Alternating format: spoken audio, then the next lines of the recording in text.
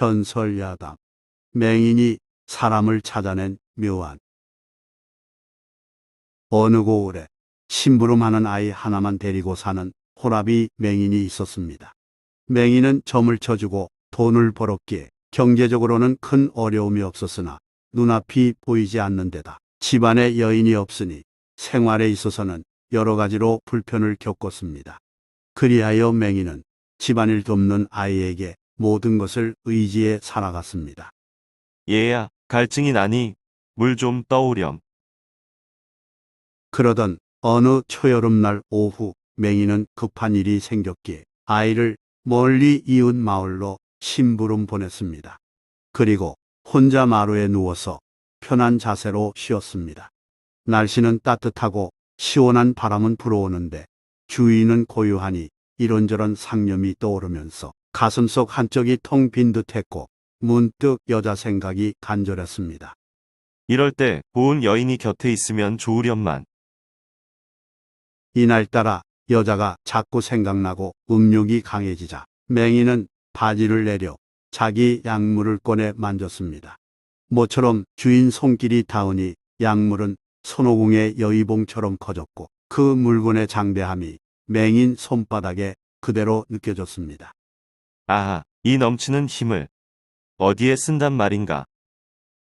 맹인이 탄식하면서 약물을 어루만질 때 근처에 사는 한 여인이 점치러 왔다가 그 모습을 봤습니다.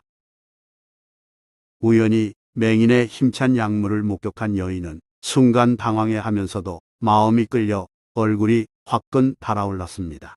정력 부실한 남편과 사는 여인은 평소에 그렇게 크고 힘차 보이는 물건을 보지 못했던 터라 충동이 일면서 욕정이 솟구쳤습니다.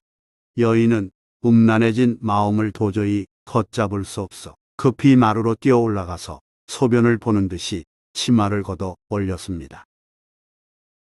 여인은 이어 바지 윗부분을 내려 걸터앉았고 누워있던 맹인은 얼떨결에 당하면서 이게 뭔 일인가 싶어 어리둥절했습니다.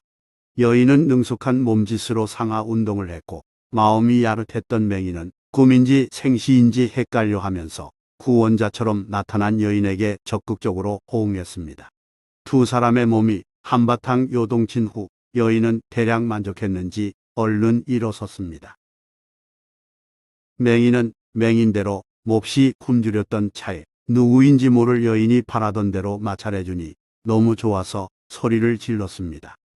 아흐, 좋도다. 그야말로 아닌 밤중에 홍두깨처럼 벌어진 일이었으며 전격적인 일이 끝날 때까지 두 사람 사이에 대화는 전혀 없었습니다. 여인은 입을 꾹 닫고 그저 방사에만 집중했고 맹인은 육체적 접촉이 너무 좋아서 운동에만 몰두한 까닭입니다. 여인은 볼일을 마치고 행여 누가 볼세라 서둘러 자기 집으로 돌아갔습니다. 그래서 맹인은 그 여인이 어느 집 부인인지 알지 못했고 그날 밤 생전 처음 만끽한 쾌락을 떠올리며 환상에 빠져 잠을 이루지 못했습니다. 이리저리 뒤척이던 맹인은 급기야 이런 생각을 했습니다.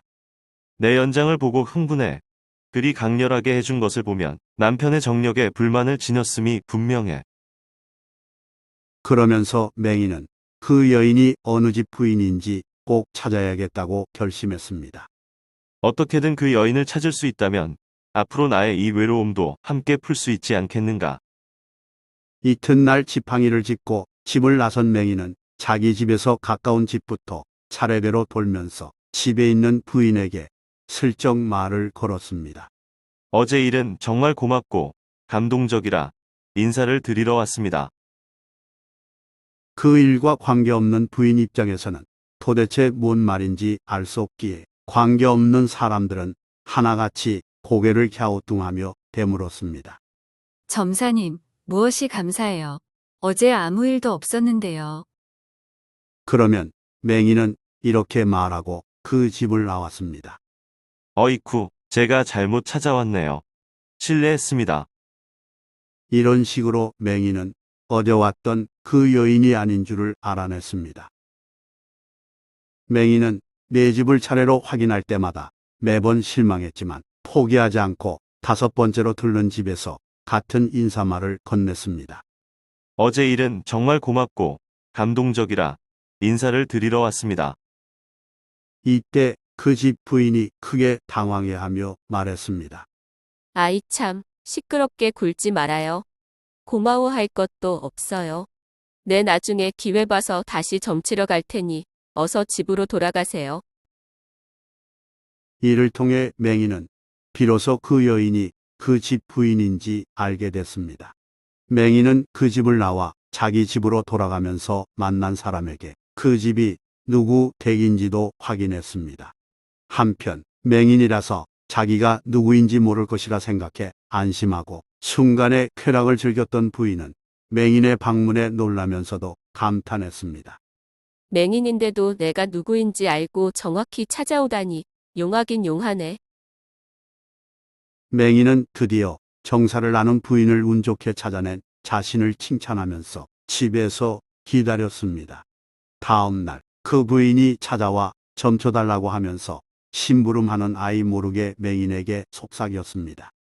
내일 저 아이를 심부름 보내세요. 그럼 내가 다시 올게요. 맹인은 그대로 했고 이후 부인은 점을 핑계로 맹인 집에 자주 들렀으며 두 사람은 아이를 심부름 보낸 뒤 재미를 한껏 누렸다고 합니다. 좋아요 및 구독은 영상 제작에 큰 힘이 됩니다. 고맙습니다.